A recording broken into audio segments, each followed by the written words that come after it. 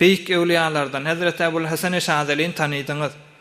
Hazreti Ebu'l-Hasan Şazeli Yanqi al-Muhazirat diyen kitabında şu arada bir kıssa geliyor. Hazreti Ragib İsfahani münazıya. Hazreti Ebu'l-Hasan etdiyemen Beytül Muqaddes'te Mescid-ül Aqsa'da bir gün qıyşarıp yatıydım diye. Günniz gecedik onu Huday Taala biliyor. Şu taada qıyşarıp yatıyqam Mescid-ül Aqsa'da qıyşarıp yatıyqam deyişimde gördüm Mescid-ül Aqsa'nın daşına bir uluqon çadır tikili. Muna adamlar gurmeleşip uluqon fouç guruh adamlar geliye gitye deyişimde sonradan biname onda tamamı peygamberler uyuştu dedi diye. Tamam peygamberler menne bardım diye deyişti ha. Evliya adam biz yalaqda alayım Müslüman. Evliya adamdan deyişi hak. Sonra çadırın qolaylarına Hazreti İsa'nı veriptir, Hazreti Musa'nı veriptir, Hazreti Nuh peygamber veriptir. Ala nebina ve aleyhimussalatu vesselam. Peygamberimiz aleyhissalatu vesselam da oti diye kaptallarına. Yani tamamı peygamberler, rasullar bahimmetinne. Rasullar peygamberlerin hemmesi oti sendeliydi. Sonra Musa peygamberimiz aleyhissalatu vesselam'dan bir soru diye. Ey Muhammed diptir aleyhissalatu vesselam. Sen bir hadisin ma diptir. Şu hadisinde aytyan ulema ve ümmeti ke enbiya'i beni İsrail. Peygamber canın bir hadis-i şerifi var aleyhissalatu vesselam. Men ümmetimdeki alimler o Benu İsrail'e gelen peygamberler yalak diptir. Musa peygamber yalak, Yakup peygamber yalak. Benu İsrail'e Mısır tarafta geçen taifa. Benu İsrail'e gelen peygamberler yalaktır. Men ümmetimin uleması diptir Peygamberimiz aleyhissalatu vesselam. Hedefname hedeflerken, hikmetlerken bir mübarek hadisten yöne düşünüp bulacak hikmetlerinin biri, hedeflerinin biri, hikmetlerinin biri alımı bereketli olacak. İzine düşen kan olacak. Kan adamın tövbesine sebep olacak dedi. Peygamberlik dereceye yetti dedi değil.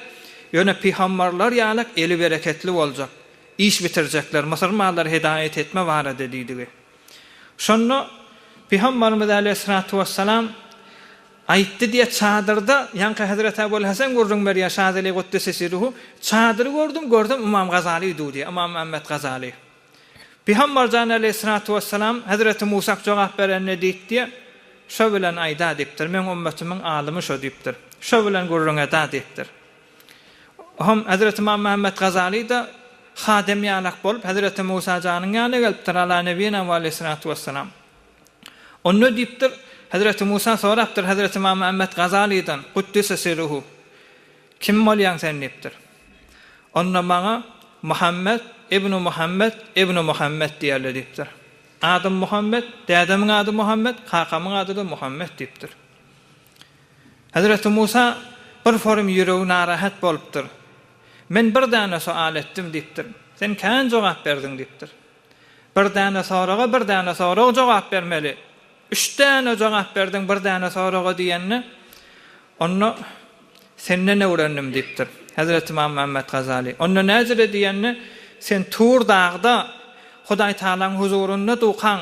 Hudaý Taala aýtmadymy: "Wa ma tilka bi yaminika ya Musa?" Ey Musa, sagalyňdaky zat näme diýip Qur'an haşy musulmanlar. Sagalyňdaky zat näme diýenne? Qala hiya asaya atawakkalu alayha wa ahushu biha ala ghanami wa li fiha ma'arib ukhra. 4 tane jogap berdim. Hudaý Taala sagalyňdaky näme diýenne? Asa diýmelikdiň.